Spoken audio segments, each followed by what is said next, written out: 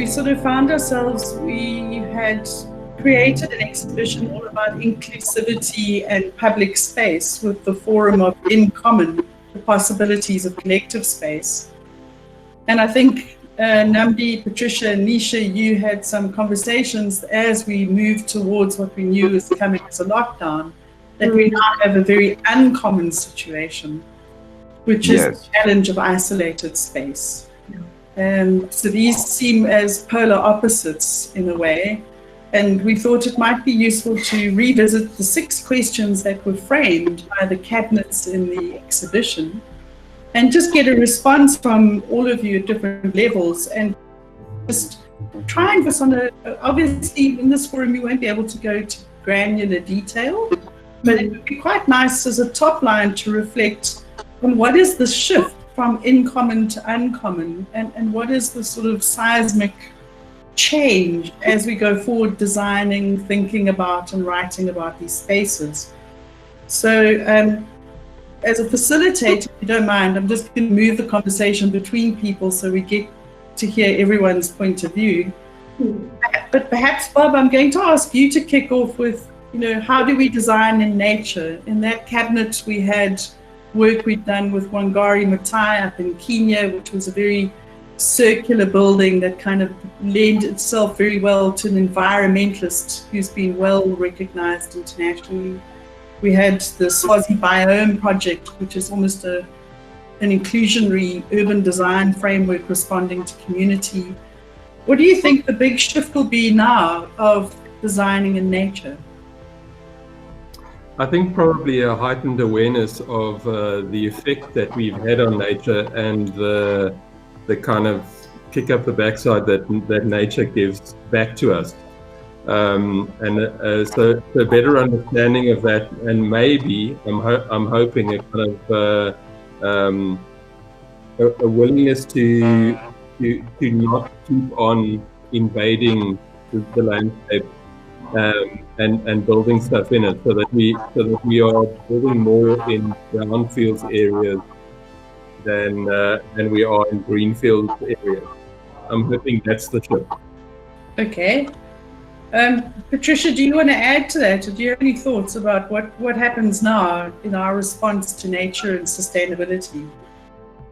Well, I think that the basic function of architecture is to define an inside and an outside, and that the basic function of shelter is protection from external elements and threats. But I think we're seeing this at a number of scales now, because there's a scale of the body where one's own skin becomes external, almost a part of the environment. And many of the precautions, such as not touching one's face, are to eliminate this aspect of transferring from an exterior surface to an interior. And I think there's a design of the building envelope, which is separating public and private as a kind of another scale.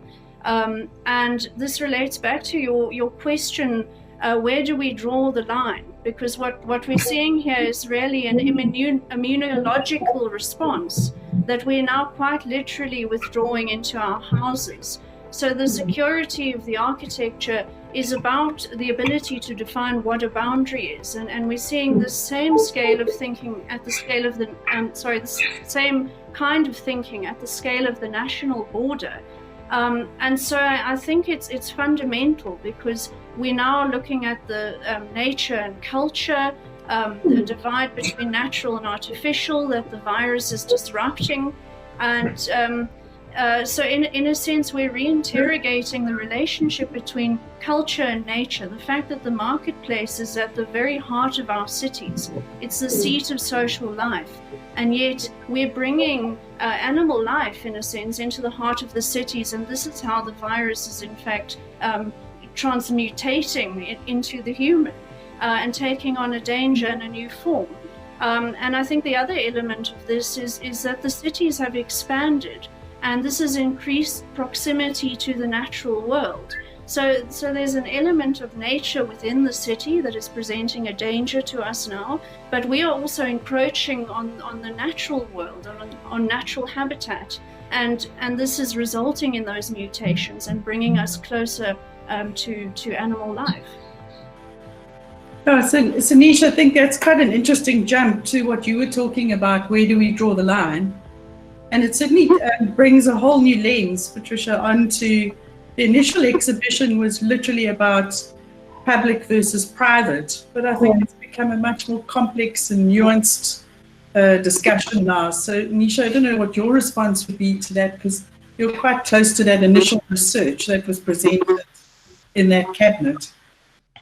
Well, I think the question around how do we kind of foster welcome and shared space now more than ever, I think, with kind of spatial isolation and kind of social distancing, this is obviously something we have to consider. So it's no longer just about how we design those spaces or how we design the interventions within those spaces, but we actually have to be cognizant of how people will be using those spaces going forward, because it won't be sort of business as usual. I think there's a new normal that we all have to be aware of, and what that is, we can't really say right now, but it certainly has an impact on our cities, and it can also start to increase the distances between sort of the marginalized and the elite within those particular spaces.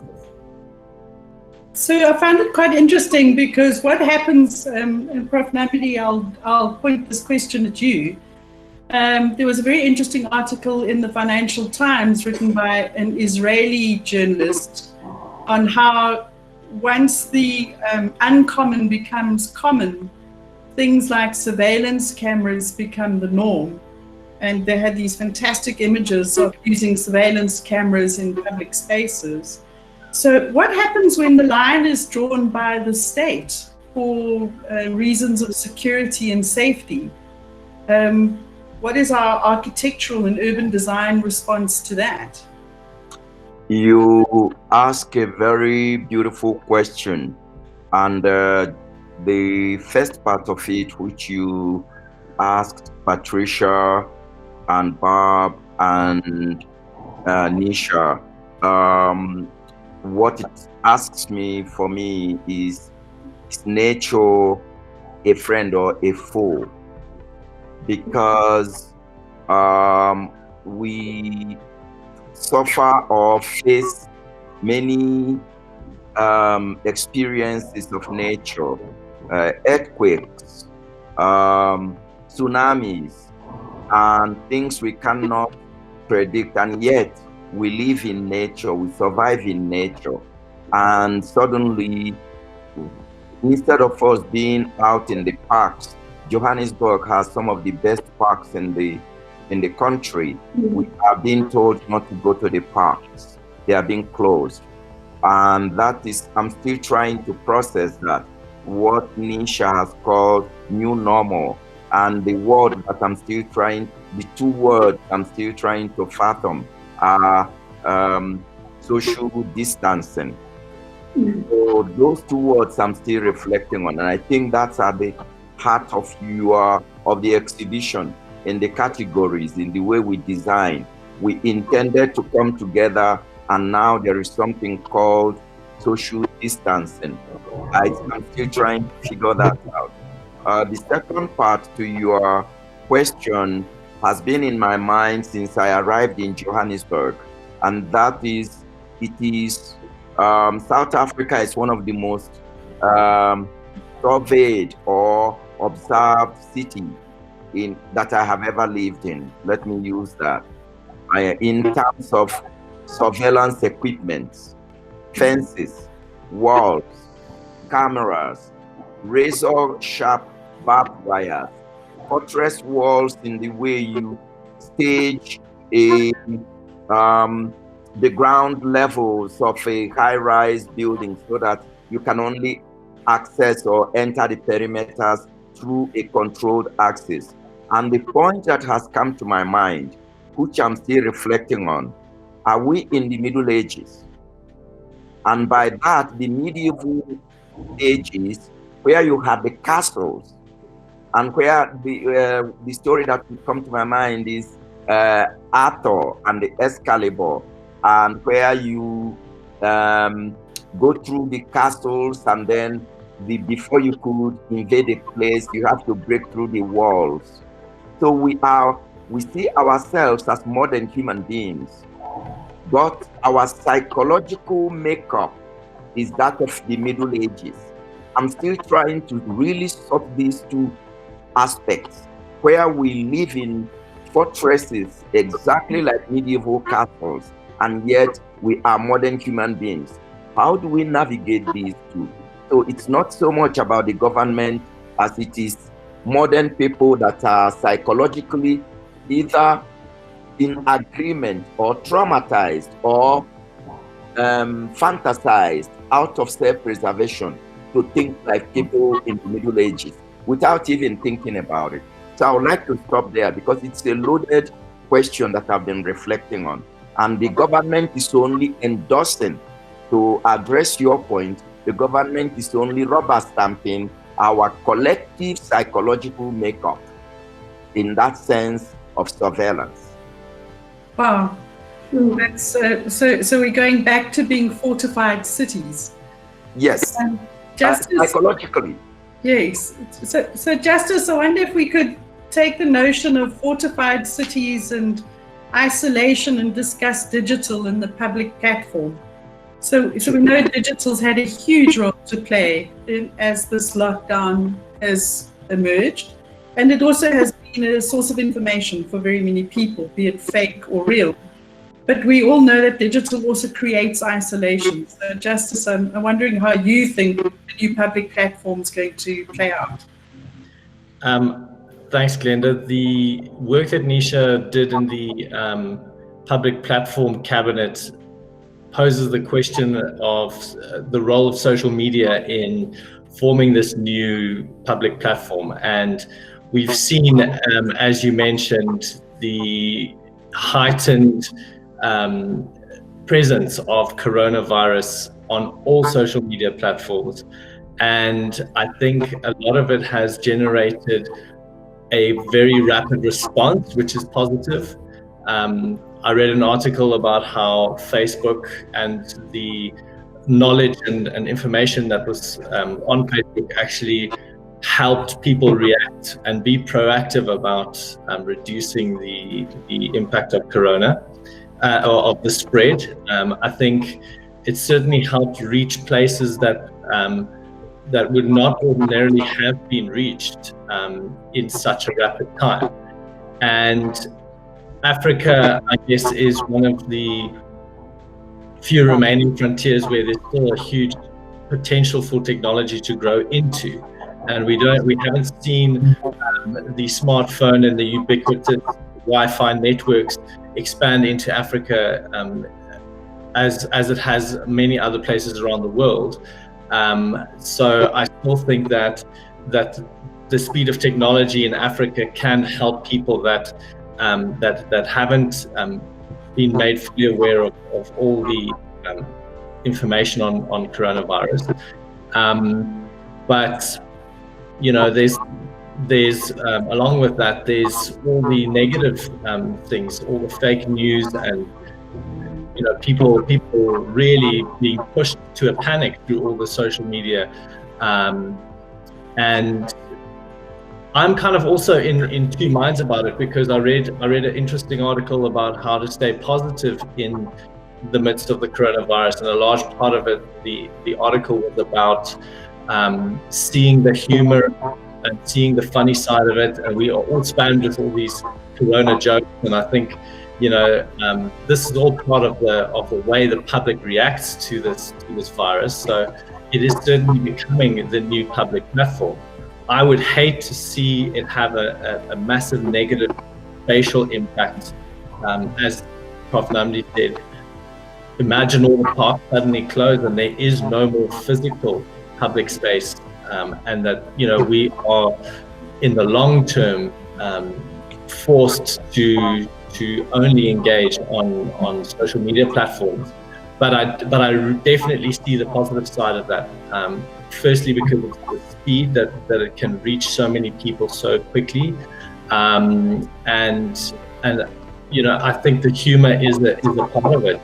These corona jokes actually help people to process what's happening, and to try and unify social groups as well. So Bob and Patricia, I take note of what you were talking about, boundaries and these new spaces. So that I think, Bob, you were saying beyond the corona jokes, what happens when I'm connected but I'm alone in my fortified city? Because I think enough research to show that actually a lot of social media creates sense of isolation and loneliness, which is the antithesis of what we were trying to do. So I wonder what would your response to be this new digital world where social fabric is created through a screen?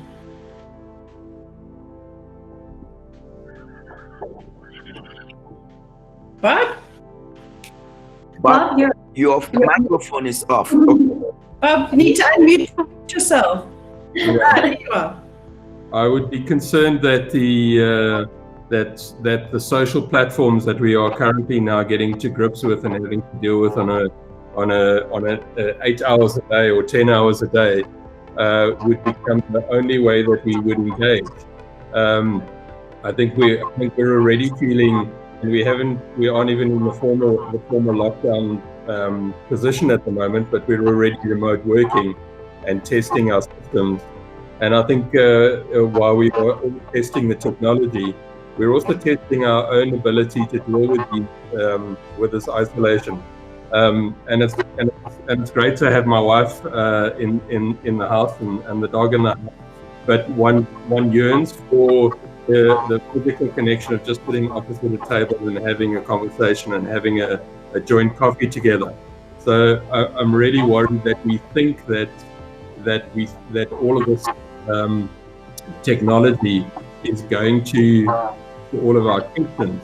We will definitely have to be able to engage in public platforms, and whether that is at the coffee shop or at the football game or just in the office, we will definitely need to have all of those spaces again. So I don't believe that they will disappear or they'll become less important. I suspect that in many ways they may become more important than we thought they were 10 days ago.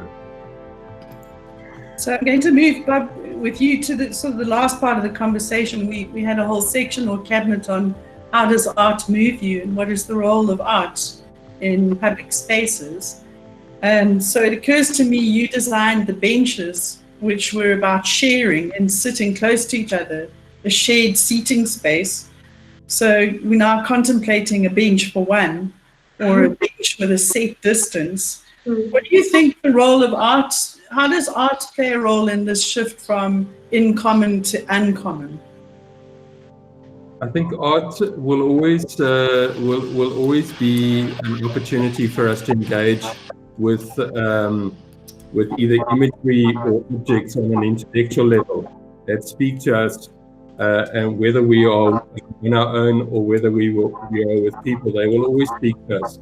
The interesting thing for me, being sitting at home now, is I'm actually much more aware of the art I have in my house because I'm spending more time.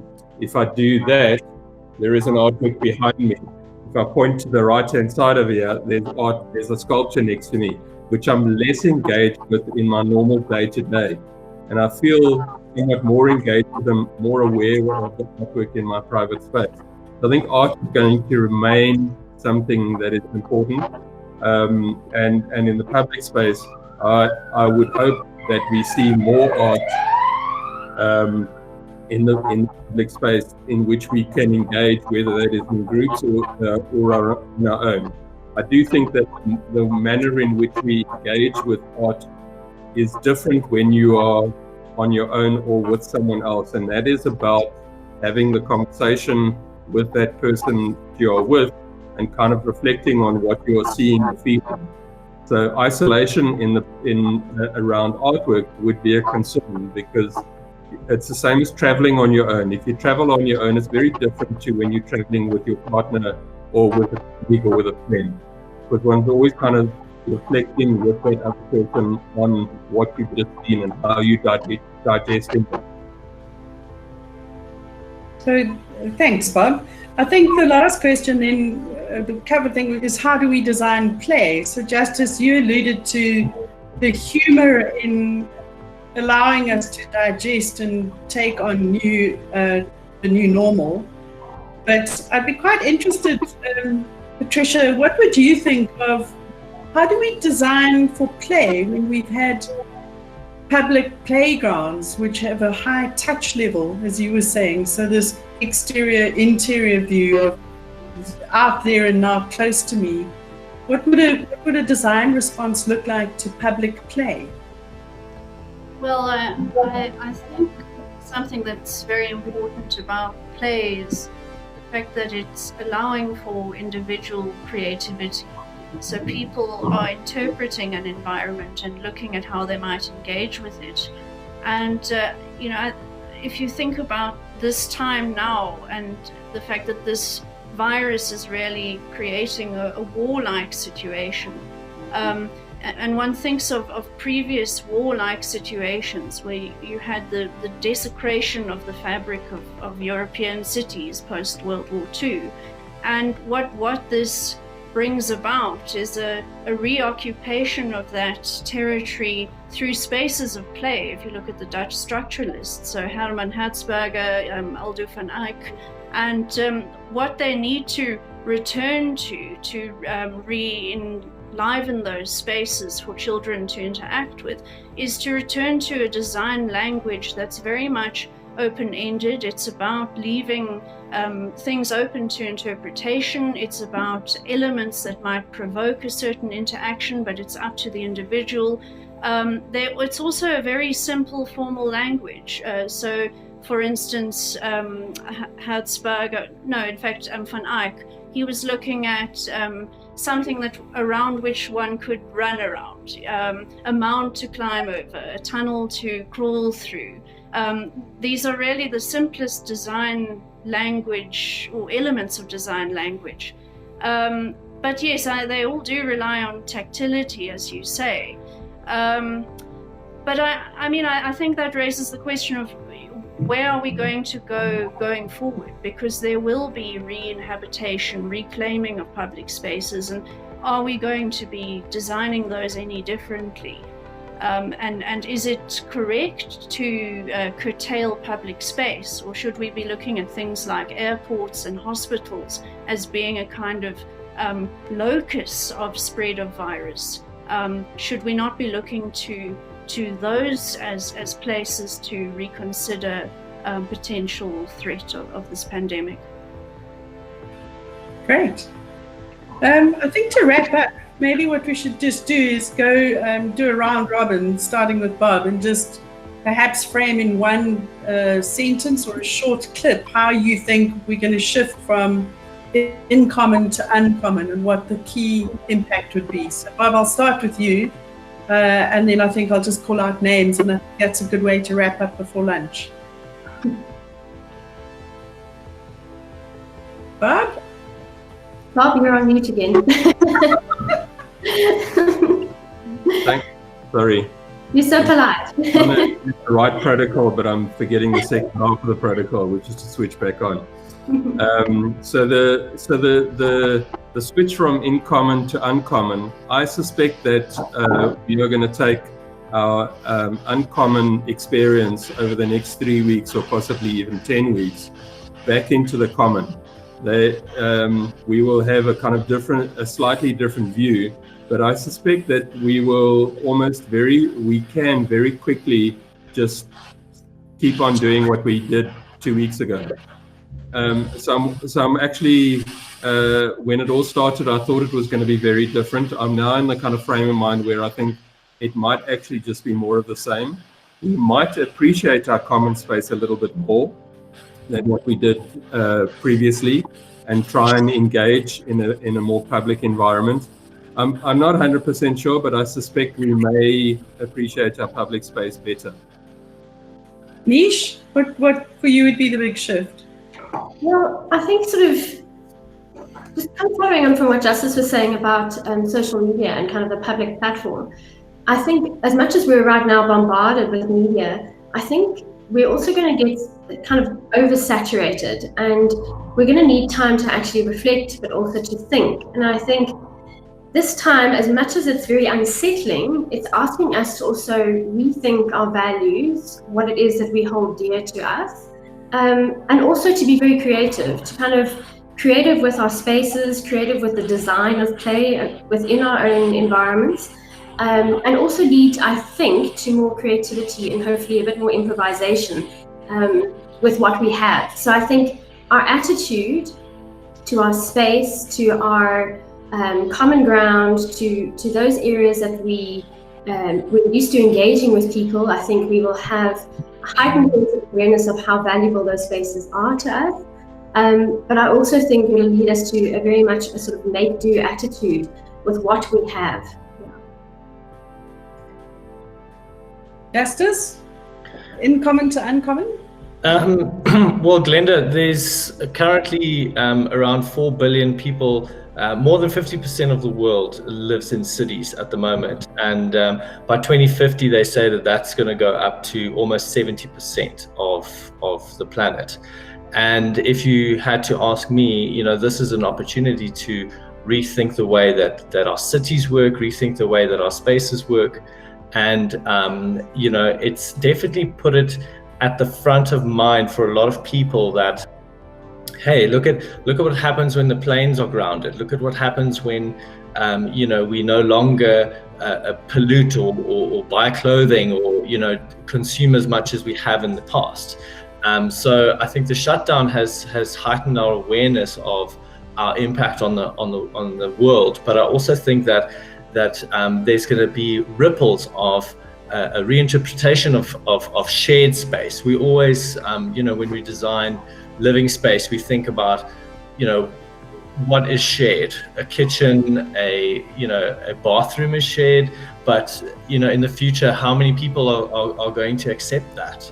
Are we moving into a single cell society? You know, that kind of breaks my heart a little bit, where you have a lot less interaction with other people, and you focus very much, as Patricia said, on your own bubble.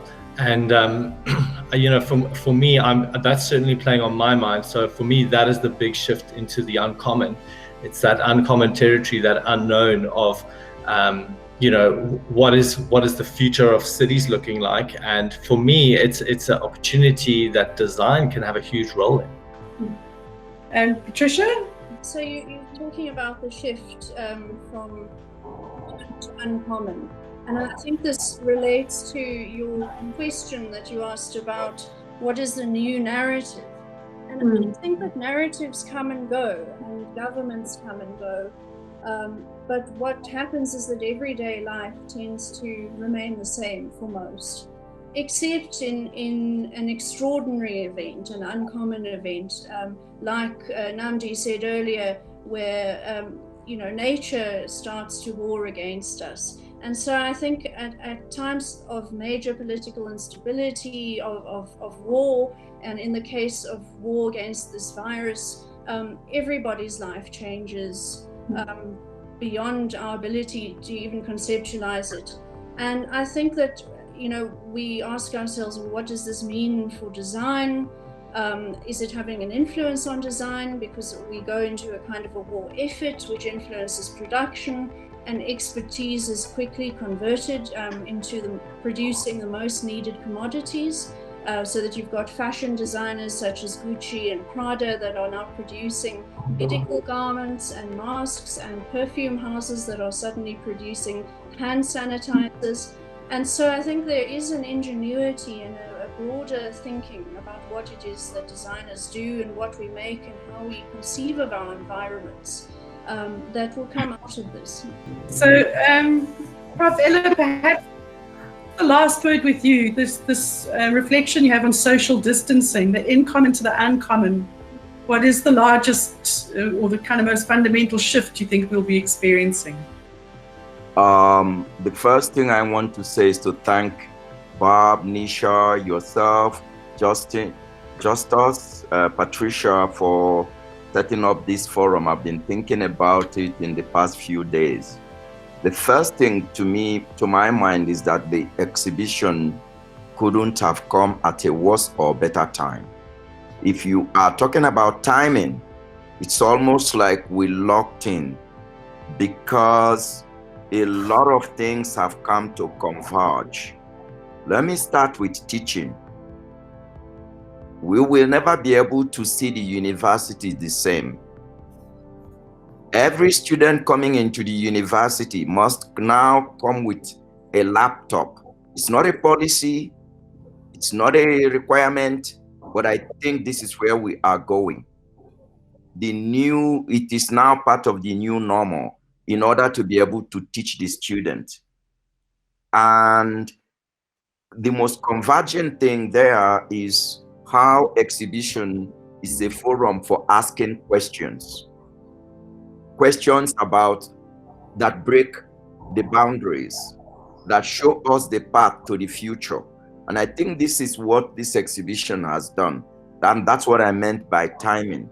So it's so well timed that you have come to show us something that has asked questions about our present, our past, and the future. And from two aspects of it are lingering to me historically.